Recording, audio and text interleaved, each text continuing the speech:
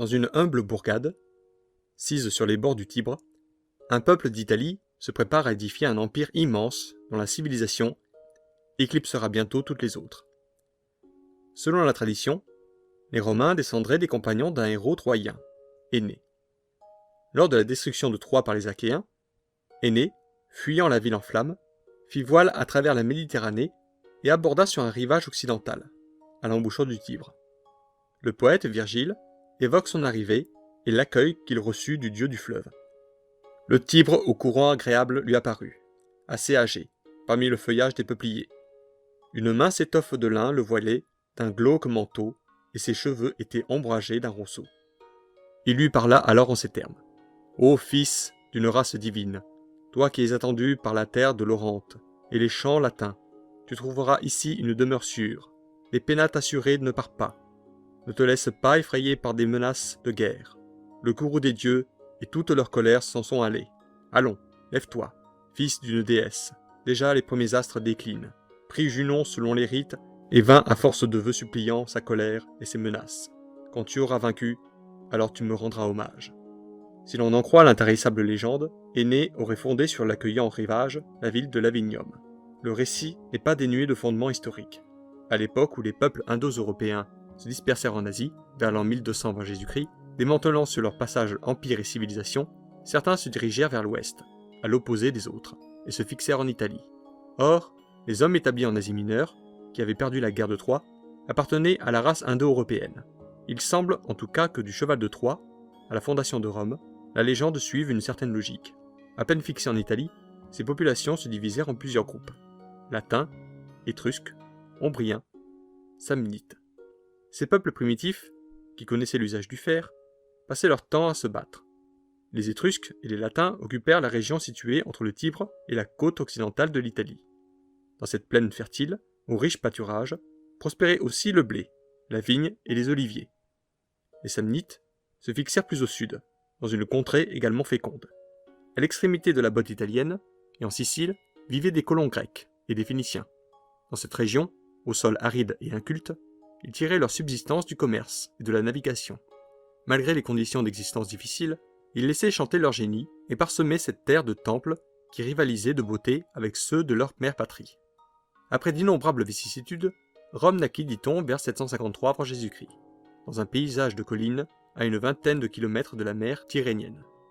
Le fondateur légendaire de la ville, un chef latin nommé Romulus, aurait choisi cet emplacement de préférence à celui de Lavinium, car les 7 collines du nouveau bourg présentaient un intérêt défensif. De plus, Rome était assez loin de la mer, pour ne pas souffrir des expéditions navales des Grecs et des Phéniciens. Les premières habitations furent construites sur l'une des 7 collines, plus tard appelée Mont Palatin.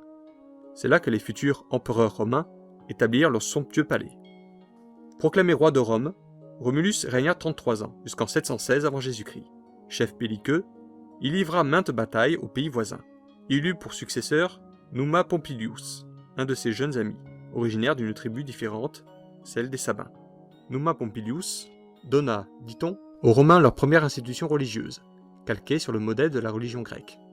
On sait que les Romains vénéraient la plupart des dieux grecs, mais ils les invoquaient sous d'autres noms. Zeus devient pour eux Jupiter, Héra fut appelée Junon, Hermès s'identifia à Mercure, et Minerve fut assimilée à Athéna. Le dieu de la mer était pour eux Neptune, et celui des enfers, Pluton.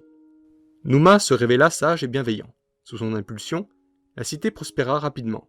Le roi développa l'agriculture, annexant une grande partie des terres voisines, et en l'honneur des dieux, il fit élever des temples. L'un d'eux, dédié à Janus, représenté avec 2 visages opposés, dont l'un regardait vers la paix et l'autre vers la guerre, conservait en temps de paix ses portes fermées. Après Numa, et jusqu'à l'époque d'Auguste, premier empereur romain, le temple de Janus fut le plus souvent ouvert. On se battit beaucoup. Le 3e roi de Rome, Tullus Hostilius, vers 673 et 641 avant Jésus-Christ, aimait la guerre. Avec l'aide des Horaces, il soumit la cité voisine d'Albe la Longue, défendue par les Curiaces, et déporta ses habitants à Rome. Il poursuivit également les travaux d'agrandissement de la ville. Après lui régna Ancus Marcius, vers 641 à 616 avant Jésus-Christ, qui mit tous ses soins à étendre la ville. Il fit construire le premier pont jeté sur le Tibre. Bientôt, sur l'autre rive, des maisons s'élevèrent pour abriter les peuples latins qu'il avait vaincus au cours de diverses batailles. Rome grandit, poussant ses habitations des deux côtés du fleuve. Ancous fonda aussi l'antique port d'Ostie, près de l'embouchure du Tibre, de façon à favoriser les importations. Avec son forum, ses bains publics et son théâtre, Ostie rappelait en tout point la ville du roi. À la mort d'Ancous, Rome était une vaste cité, bâtie sur les 7 collines célèbres, le Palatin, le Capitole, l'Esquilin, l'Aventin, le Caelius, le Quirinal et le Viminal, tout le surnom de cité aux 7 collines. Comme les Spartiates, les premiers Romains furent des hommes durs, austères, disciplinés, belliqueux. Tout bon Romain rêvait d'être un général en temps de guerre. Il était de première nécessité pour ce peuple d'être puissant et guerrier, car son expansion suscitait la jalousie de ses voisins qui ne cessaient de le harceler. Ses plus grands ennemis étaient les Étrusques, qui possédaient une remarquable civilisation et avaient perfectionné l'usage du fer. Après Ancous, il ne se trouva aucun chef qui fût digne de lui succéder. Les Étrusques en profitèrent pour déclencher une offensive contre Rome. Ils mirent en échec une troupe romaine envoyée contre eux. Mais au cours des pourparlers qui s'ensuivirent, le chef étrusque Tarquin, plus tard appelé Tarquin l'Ancien, exprima le souhait que certains de ses sujets soient autorisés à vivre à Rome. Les émissaires romains acceptèrent. Puis, ils élirent Tarquin pour roi. Le souverain étrusque fit réaliser de grands travaux et apporta beaucoup aux Romains, dans tous les domaines. On construisit sous son règne le plus grand égout de Rome, le Cloaca Maxima, destiné à améliorer l'hygiène de la cité. Il en subsiste encore des tronçons. Les travaux furent entrepris pour protéger les vallées du débordement du Tibre. Cela permit d'éviter l'inondation des champs et préserva les récoltes, tandis que l'on entreprenait d'irriguer les zones asséchées. Sur le mont Capitolin, Tarquin éleva un grand temple dédié au dieu suprême, Jupiter Optimus Maximus. Par la suite, ce sanctuaire devint un haut lieu de culte. Au-delà du mont Palatin, il construisit le Circus Maximus, le Grand Cirque, où, dans un immense espace de forme ovale, se déroulaient des courses à pied, des courses de chars et des courses de chevaux. Chaque année, des jeux y étaient célébrés, car, second trait de ressemblance avec les Spartiates, les Romains aimaient les exercices physiques. Tarquin l'Ancien mourut vers 578 avant Jésus-Christ. L'un de ses proches conseillers, Servius Tullius, lui succéda sur le trône. Sous le règne de ce souverain modéré, Rome prit la tête de la Ligue latine, sorte de confédération où les cités latines, à l'image des cités grecques, mettaient en commun leurs forces pour se protéger des attaques de leurs voisins. Servius Tullius accomplit à son tour de grandes transformations qui modifièrent le plan de la cité. Il fit entourer la ville et les 7 collines d'un immense mur de pierre, le célèbre mur servien, dont il reste encore des vestiges. Servius réorganisa les institutions. La société romaine était divisée en 2 classes, les patriciens et les plébéiens. Les premiers, issus de familles nobles et tous citoyens libres, formaient l'assemblée du Sénat, qui conseillait le roi. Avec le temps, le simple fait de posséder des terres conféra le droit de faire partie de l'assemblée. Peu à peu, les patriciens devinrent aussi puissants que les nobles grecs, et maintes fois l'injustice sociale dressa contre eux les plébéiens. Mais les patriciens accaparèrent longtemps les charges publiques, souvent arbitrairement et aux dépens du peuple romain. La classe populaire, ou plèbe, était composée d'esclaves libres, de résidents étrangers récemment domiciliés dans la ville, ou d'immigrants et de leurs descendants. La troisième classe, du peuple romain, était celle des esclaves qui jouissaient de quelques droits dans la cité. Le roi Servius réorganisa l'armée. Patriciens et plébéiens étaient autorisés à s'enrôler à condition d'être propriétaires fonciers, tenu de fournir son uniforme, ses armes et son équipement. Le soldat romain pouvait, en contrepartie, partager le butin de la victoire. Rome n'avait pas de difficulté à recruter ses soldats, qui en quelques années réunissaient assez d'économies pour vivre ensuite dans un certain luxe. Servius était devenu roi par élection à la mort de son prédécesseur, dont le fils, nommé lui aussi Tarquin, était jugé trop jeune pour régner. Parvenu à l'âge adulte, le jeune Tarquin, arrogant et cruel, nourrit un profond ressentiment de se voir écarté du trône. De plus, jaloux du caractère heureux et bienveillant de Servius, dont il avait épousé la fille, il le haïssait et lui gardait grande rancune. Il convainquit sa femme d'entrer dans ses projets, et vers 534 avant Jésus-Christ, tous deux assassinèrent Servius. Pétrifié d'horreur devant un tel crime, pour lequel Tarquin s'était assuré la complicité des gardes du palais, le peuple de Rome n'osa bouger. Septième et dernier roi de Rome, Tarquin gouverna comme un tyran. Ses sujets lui donnèrent le nom de Superbus, c'est-à-dire l'arrogant.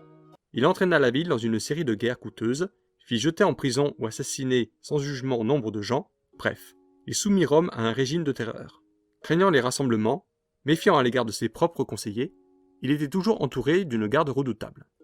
Mais, vers 510 avant Jésus-Christ, à l'instigation de 2 patriciens, Lucius Junius Brutus et Lucius Collatinus, une révolte éclata, rassemblant la quasi-totalité des citoyens romains, des plébéiens aux patriciens. Le roi fut expulsé définitivement de la ville avec sa famille. Avec le renversement de Tarquin le Superbe, les Romains décidèrent de mettre fin à la monarchie et instituèrent la République. Désormais, le fonctionnement de l'État serait assuré par 2 consuls, élus chaque année pour 1 an seulement. Ils auraient pour mission de gouverner, de commander l'armée en temps de guerre et de veiller à l'application des lois. Les Romains évoquaient la déposition du dernier souverain étrusque comme une élimination des rois. 5 siècles plus tard, la haine contre les Tarquins, ces chefs étrusques, était si profondément enracinée que nul Romain n'aurait pu reprendre le titre de roi. Les 2 premiers consuls de Rome, Brutus et Collatinus, élus en 509 avant Jésus-Christ, furent en quelque sorte les fondateurs de la République romaine.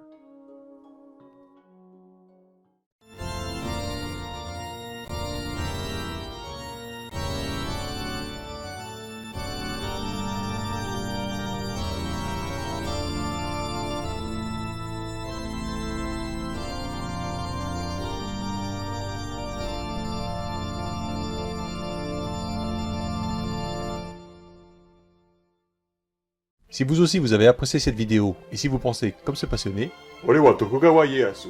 このビデオに私も賛同します。 je vous invite à laisser votre avis, liker la vidéo, vous abonner à la chaîne, et pourquoi pas, partager cette vidéo. Merci.